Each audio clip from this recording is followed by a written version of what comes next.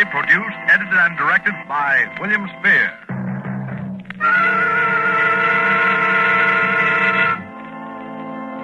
Come in, Dunwich, Massachusetts. Come in, Dunwich. Good evening. This is Henry Armitage. I'm speaking to you for... Dr. Rice, please close the window. I'm speaking to you from my laboratory on the slopes of Sentinel Hill near Dunwich, Massachusetts. Present with me is Dr. Warren Rice, my distinguished colleague from Miskatonic University. We are now about 100 yards from the summit of the hill, which is crowned by a huge table-like stone set in the center of a circle of stone pillars, a place of prehistoric worship. A moment ago, you may have heard the dogs of Dunwich Township barking, as we have heard them for 3 days and 3 nights. Dr. Rice and I know the horror which their barking portends, but the purpose of this broadcast is to make this unbelievable horror believable to you. I hope for your sakes and ours we are successful tonight. It is the eve of All Hallows. Tomorrow will be too late.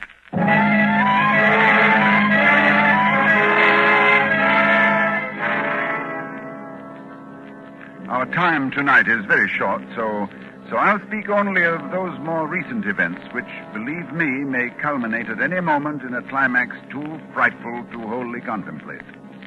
I will begin with the birth of Wilbur Whateley.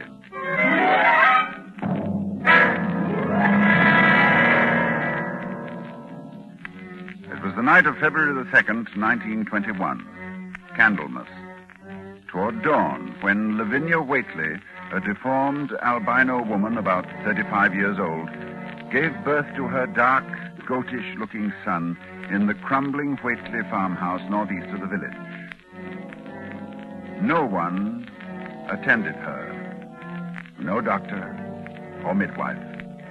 No one was with her, except her aged, half-insane father, who was known as Wizard Whateley. So Wilbur came into this world under heaven knows what incantations, what appeals to what powers. A week later, Wizard Whateley drove his sleigh into Dunwich village and reported the event to a group of loungers in Osborne's general store. Hey, your grandson got yellow hair like Lavinia, Wizard? No, takes after his father more. He's dark. You never spoke of who his father might be now, did you? Oh, you'll know his father when the time comes. Oh, Lavinia's read and seen some things the most of you only talk about. Calculate her husband's as good as you can find this side of Aylesbury. Well, we don't be nosy, Wizard. Maybe it warn't in no church that none of you heard of. But you wouldn't ask no better church wedding than Lavinia's. Why, I didn't hear tell of no wedding, Wizard. When was that? Oh, not a wedding you'd hear of, Corey. Not a husband you'd hear of, neither. But let me tell you something. Someday you folks will hear a child of Lavinia's calling its father's name on top of Sentinel Hill.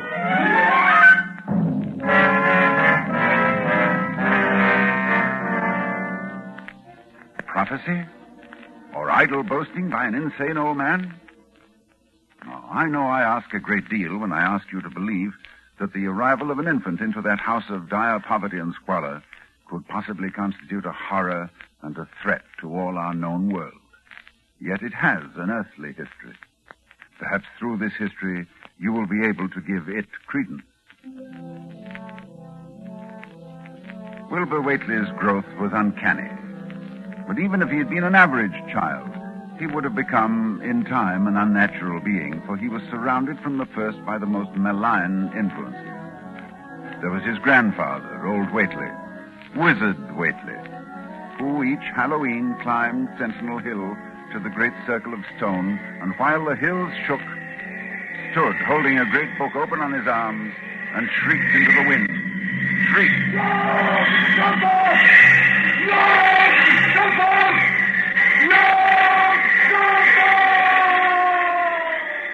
Yog-Sothoth, that dreadful name, first mentioned in the hideous forbidden book, the Necronomicon.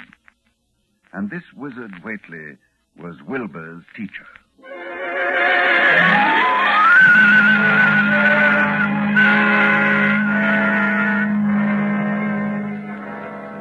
The villagers began to notice curious things that were going on at the Whateley farmhouse.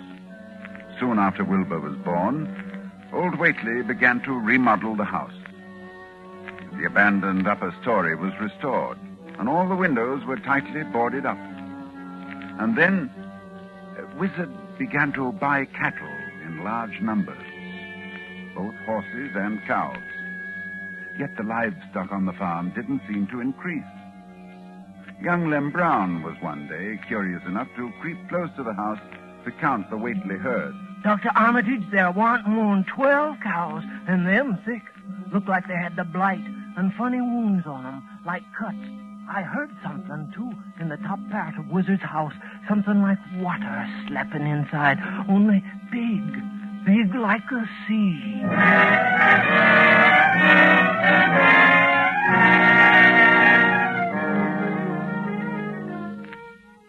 One other person went to the Whateley farm in the years before I met Wilbur, Dr. Ken Houghton of Aylesbury, who was called by Wilbur himself, who said that his grandfather was dying. Dr. Houghton found the old man in a bedroom on the ground floor, and Wilbur with him. While outside the window, a legion of whippoorwills cried loudly and rhythmically, endlessly. Wilbur spoke about the sound. Listen, they whistle in time with his breathing now.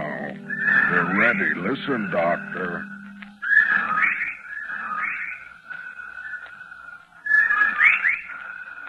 They know his soul's going out. They're waiting.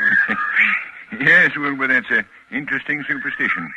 Late in the year for them, too. And when he goes, if they catch him, they'll keep laughing till break of day. If they don't catch him, they'll quiet down. You mean you believe that... just a minute. I think he's conscious. Yes, the birds changed when his breathing changed. Like Willie, I say. Willie. I'm here. More space, Willie. Remember, more space soon. Yes, I'll build it. You grows, but that grows faster. It'll be ready to serve you soon, Willie. I know. But remember, when it's time, you open up the gates to Yog-Sothoth with the long chant, the one on page 751 of the book. But mind you, feed it enough, because if it gets out before you opens to Yog-Sothoth, it's all over. It's no use. He's going now. He's dead, Wilbur. Listen.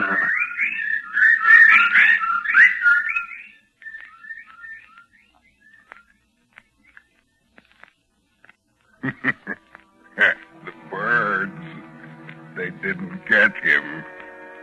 Yes, he's free. He's gone.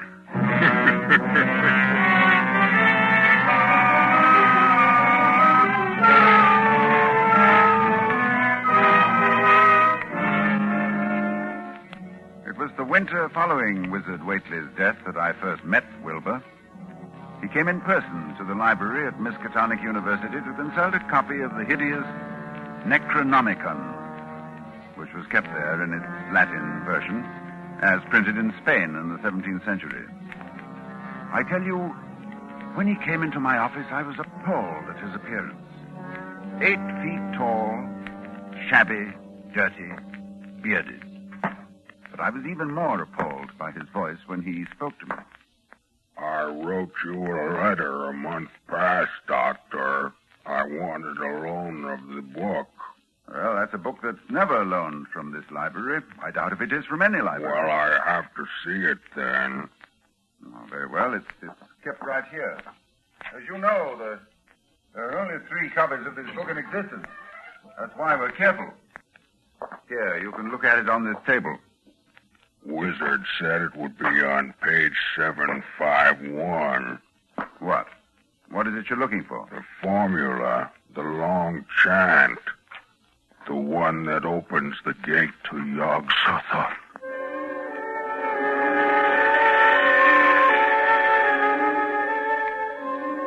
I felt a wave of fright as tangible as a draft from the tomb.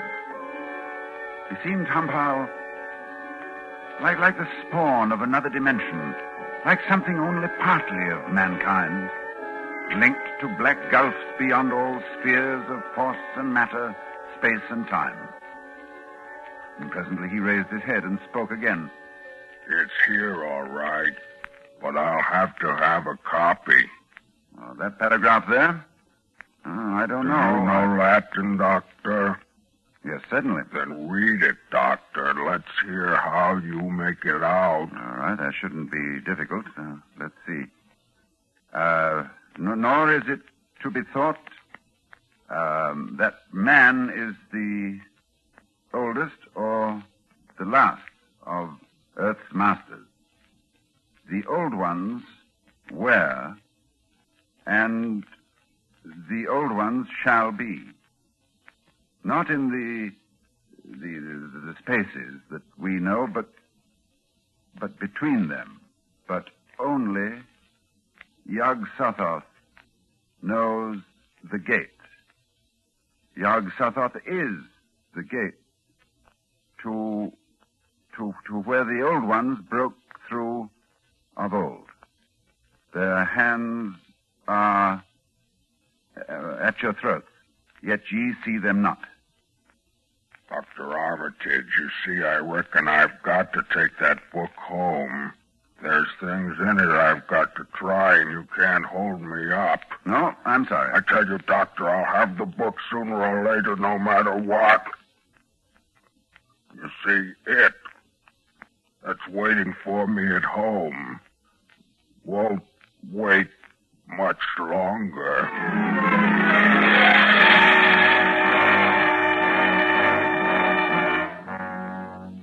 It was a week later that I was awakened suddenly by the fierce yelping of the great watchdog on the campus, followed by a sound from a wholly different throat, a scream.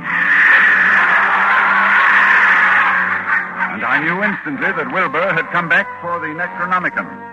I hastened into my clothes and rushed across to the library where a crowd had gathered before the smashed window of my office. Inside, there was a fearful groaning and growling, and some instinct warned me that what was taking place there was not for unfortified eyes to see. I brushed back the crowd, motioning only to Professor Rice to come in with me. When we opened the study door, Professor Rice screamed. No, Dr. Armitage, no, I can't. Come, close the door. We can't let them see. She's alive, but Lord, what a job that dog's done. Torn him to bits. Oh, it's a horrible sound, that moaning. You suppose we ought to call a doctor? A doctor? A doctor for that? No doctor in the world would know what to do for that. Look, Armitage, it's not human, nor animal. Where did it come from? Can you tell me? Can you tell me what it is?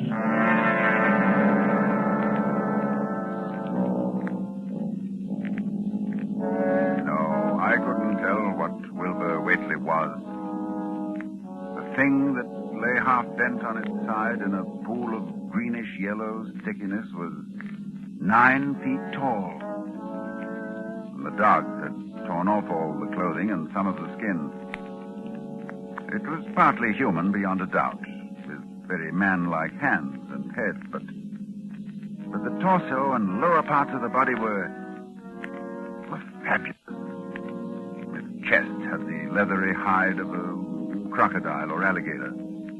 But below the waistline, the skin was covered with coarse black fur. And from the abdomen, long greenish-gray tentacles. The limbs terminated in ridgy-veined pads that were neither hooves nor claws. And as Dr. Rice and I stood staring at this presence, the whippoorwills began to cry in unison outside the study window. And then the thing on the floor roused and mumbled. God.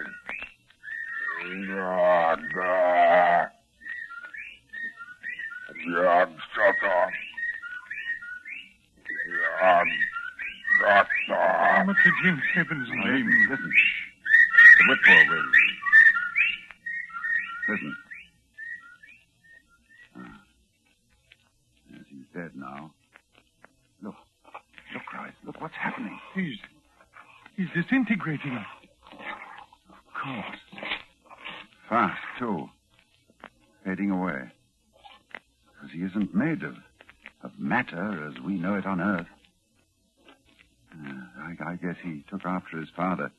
So there'll be nothing left. His father? What was his father?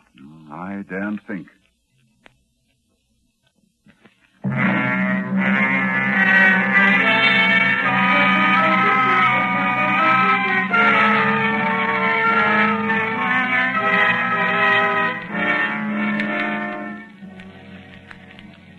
I thought then that what came into our world with Wilbur Whateley left with him. I forgot what he himself had told me of it, which was waiting in the sealed house Wizard Whateley had built, where the cattle were driven to disappear. But Wilbur Whateley left a diary, written in a strange alphabet resembling Sanskrit. And I worked off and on for weeks to decipher it. And finally, I read the following passage written by Wilbur when he was no more than 8 years old. That upstairs is more ahead of me than I had thought it would be, and is not like to have much earth brain. I can see it a little when I make the sign or blow the powder of Ivengatse at it, and it is like them I see Halloween on the hill. I wonder how I shall look when the earth is cleared and there are no earth beings. Maybe like that upstairs looks, which has no body, even fed with all the blood. Toward morning, in a cold sweat of terror, I called Dr. Rice to my house and told him we had to destroy what's in that farmhouse. Why can't we just leave the thing locked up there? The house is boarded tight. Yes, but you think boards will hold it? Don't you realize, man, it hasn't been fed? It hasn't had blood since the 18th of September, when Wilbur Whateley came here to die.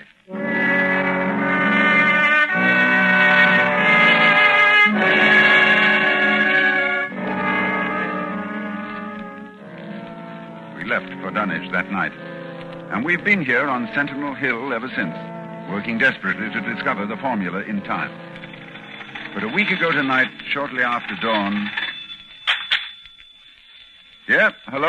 Dr. Armitage, this is Lem Brown. I was just up beyond the glen, Doctor, looking for cows I lost last night. Yes, Lem? Well, Doctor, something's been there. Smells like thunder, and there's prints in the road. Great round prints, big as barrel heads, like a elephant has been along. Anything else, Lem? That's all I see. Except bushes and trees pushed back from the road, like a house was drug along. Ah. Did you hear anything? Yes.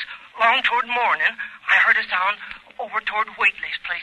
A kind of ripping or tearing of wood, like a big box was being opened up. Chancey, you heard it too. Lem, who lives nearest the Whateley farm? Why, that'd be Elmer Fry's place. Oh, he's on this line too, isn't he? Hang on and I'll ring him.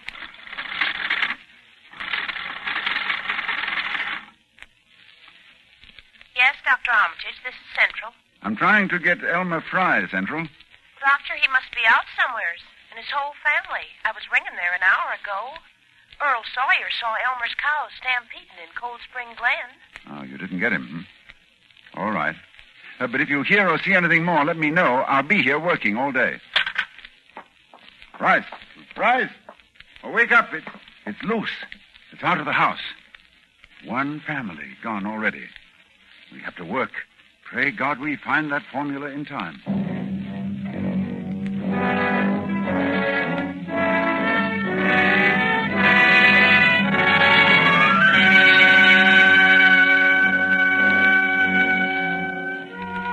A week since it broke loose. A week of terror and panic here in Dunwich Township.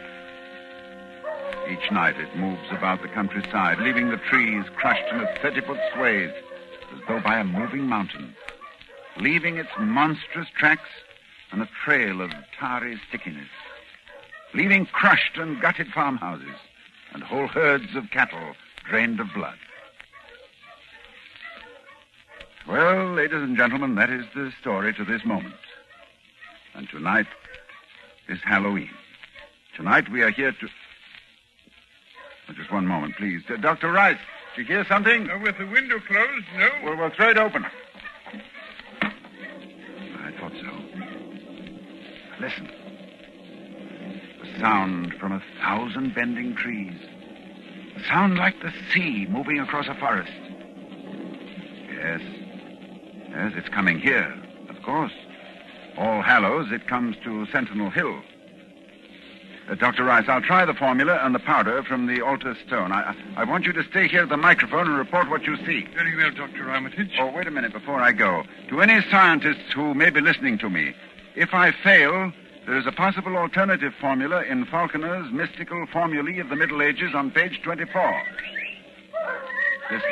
Well, there are the whippoorwills. I better get out there. Take over, Dr. Rice. Yes. I'll do as well as I can, Armitage. Good luck.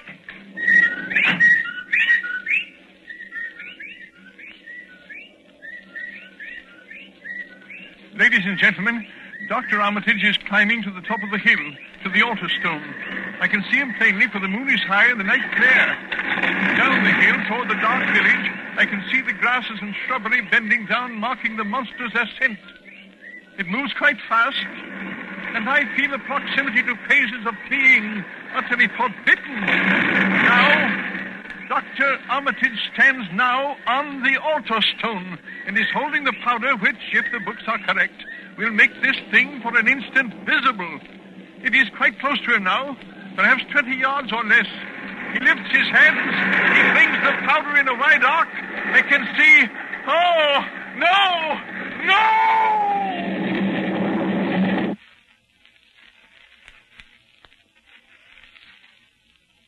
Dr. Rice. Come in, Dunwich.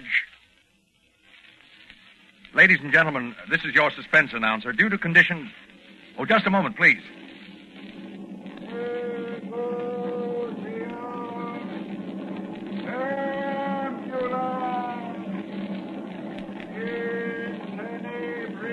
One moment, please. Dr. Rice, can you hear me? Yes, I can hear you. Yes, for a moment I was overcome when I saw... Ladies and gentlemen, perhaps you can hear now the incantation of Dr. Armitage. Listen.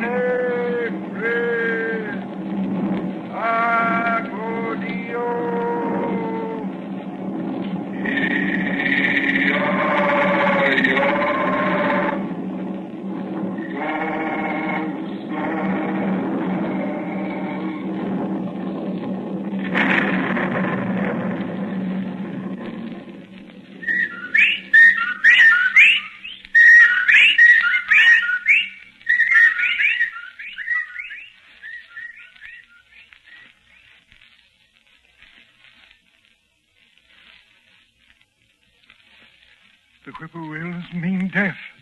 And Dr. Armitage is walking back here now. So we know that whatever it was, it is gone. It is dead. We can be thankful indeed. You see, I saw Dr. Armitage. Yes. Did you see it, Dr. Rice? I saw it, Lord, yes. What did it look like to you? It looked here.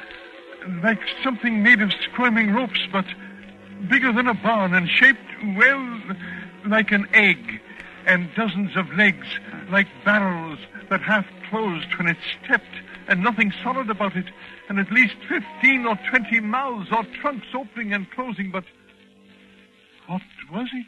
Oh, a kind of force. A kind of force that doesn't belong in our part of space. Did you notice the half face on top? Half face. Like a human face. Yes, very large, but yes, quite human. And quite like Wilbur's, like all the Whateleys. Then it was... That's right. It was Wilbur's twin brother. And you saw what 3 weeks' growth had done. And it was the child of Lavinia's who called its father's name on Sentinel Hill, as Wizard Whateley prophesied. You heard it calling, Yog Sotho. Ladies and gentlemen, this night is over. It is All Saints' Day. May heaven bless us all.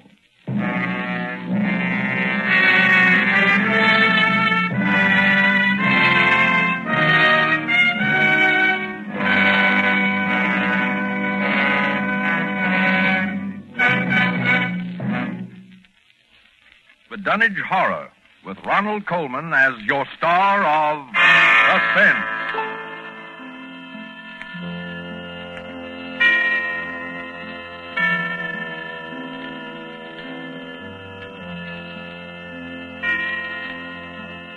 This is the Armed Forces Radio Service.